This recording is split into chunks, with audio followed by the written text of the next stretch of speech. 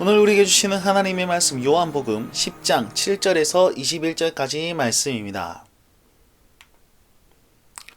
자, 우리 예수님은요 이제 자신을 드러내시는데, 요한복음은 특별하게 예수님께서 나는 무엇이다 라고 얘기하는 그런 자기 계시들이 다 포함되어 있습니다. 오늘 본문에는 두 가지로 자신을 계시하시는데, 첫 번째는 나는 양의 문이다 라고 말씀하시고, 두 번째는 나는 선한 목자다 라고 말씀하십니다. 자, 양의 문과 목자 되신 그 주님께서 어떻게 그 양떼들을 이루시며 어떻게 세상을 좀 이제 분간해서 보시는지 오늘 말씀을 통해서 우리 은혜를 누렸으면 좋겠습니다. 자, 나는 양의 문이다 라고 말씀하셨습니다. 그럼 문은 어디로 들어가고 나오는 그 통로지 않습니까? 그러면 이 예수님께서 말씀하신 자기는 어떤 통로가 되실까요?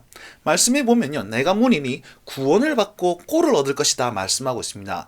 결국은 구원을 받는 통로는 뭐냐면 나는 성전의 문이다 라는 뜻과 동일합니다. 예수님께서는요 공생의 사역을 하실 때 이렇게 말씀하셨죠. 너희들이 성전을 무너뜨려라. 내가 3일 만에 다시 지을 것이다. 그 성전은 무엇이었습니까? 자기 몸을 가리켜 말씀하셨던 것입니다. 그래서 자기가 친히 성전이 되셔서 성전 안으로 들어오는 그 자들은 하나님을 만날 수 있도록 인도하는 그 통로가 된다라는 사실을 말씀하고 있는 것이고, 두 번째 양의 문이라는 것은 양이 문으로 들어옵니다. 그것은 거주지를 말하는 거예요. 풍요로운 곳, 안정된 곳, 생활을 할 만한 곳. 밖에는요 위협이 많고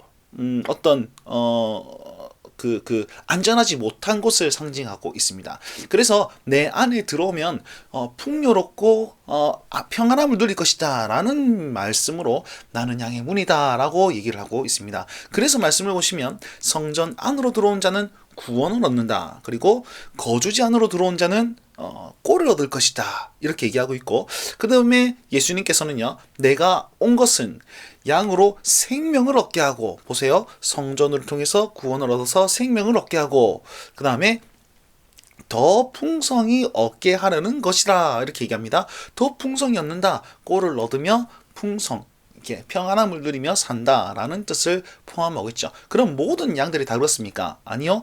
주님의 음성을 듣고 그 음성에 따라오는 그 양들, 자기 양들에게는 이런 복이 있다라는 사실을 말씀하고 있습니다. 자, 그렇다면 우리 예수님께서 오신 것은 우리의 구원과 우리의 생명과 우리의 풍요로운 풍성함을 위해서 이곳에 오셨습니다. 우리가 그를 믿고 따를 때에 우리는 진정한 생명을 누릴 수 있고 진정한 풍성함, 평안함을 맛볼 수 있다는 사실을 기억하고 삶에 적용하셨으면 좋겠습니다.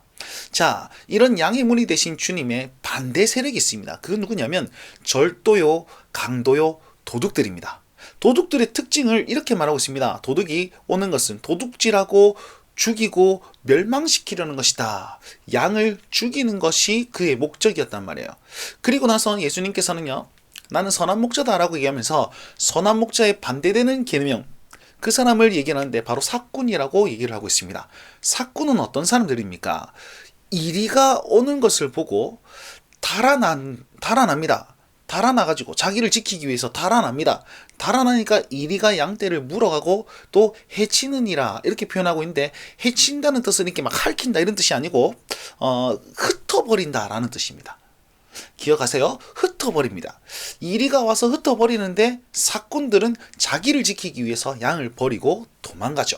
결국 도둑과 사꾼은요 양을 죽이거나 양을 버리거나 한다는 거예요. 이 세상에 많은 이리들이 있습니다. 이리떼 가운데 성도들이 있습니다. 세상 가운데 성도들이 있는데 목자인 것 같으나 도둑이고 사꾼인 사람들은 양들을 죽이거나 버리는 일을 한다는 것입니다. 그래서 예수님께서 나는 선한 목자다 라고 말씀하시면서 나는 너희들을 죽이거나 버리지 않고 내 목숨을 바쳐서 너희를 살릴 것이다 라고 얘기를 하는 것이 11절입니다. 그리고 15절에도 똑같이 양들을 위하여 목숨을 버린다라고 말씀하고 있지요. 그러면 이분이, 우리 선한 목자 되신 예수님께서 목숨을 버리는 이유가 무엇입니까? 오늘 본문 말씀에서는요 방금 보았듯이 양들을 돌보기 위해서, 다른 쪽이 도둑들과 사꾼들과 반대되는 개념, 생명을 주고 풍성함을 얻게 하기 위해서 그렇게 자기의 목숨을 버리십니다. 두 번째는요 양들과의 특별한 친밀함 때문입니다. 이 무슨 말이냐면 15절 말씀에 아버지가 나를 알고 내가 아버지를 아는 것 같이 내가 양떼들을 알고 양떼도 나를 안다, 이렇게 얘기하고 있습니다. 하나님의 친밀함과 같이 그 특별한 친밀함이 양떼들과의 특별한 친밀함을 가지고 있어서 그와 특별한 관계 때문에 그렇다. 다른 말로 하면 이 목자 대신 예수님은 양들을 사랑했기 때문에 그렇다라고 설명하고 있습니다. 그리고 마지막으로는요, 아직 우리에 들지 못하는 양들이 내게 있어서 그들을 인도하려 내어야 하기 때문에 내가 반드시 그들을 다시 얻을 것이기 때문에 내가 목숨을 버리노라 라고 말씀하고 있습니다. 자, 아직까지 이 우리에 들지 못한 양이 있기 때문에 그들도 구원하기 위해서 우리 주님은 희생 제물이 되셔가지고 그들을 양들을 위해서 목숨을 버리셨다라고 말씀하고 있습니다.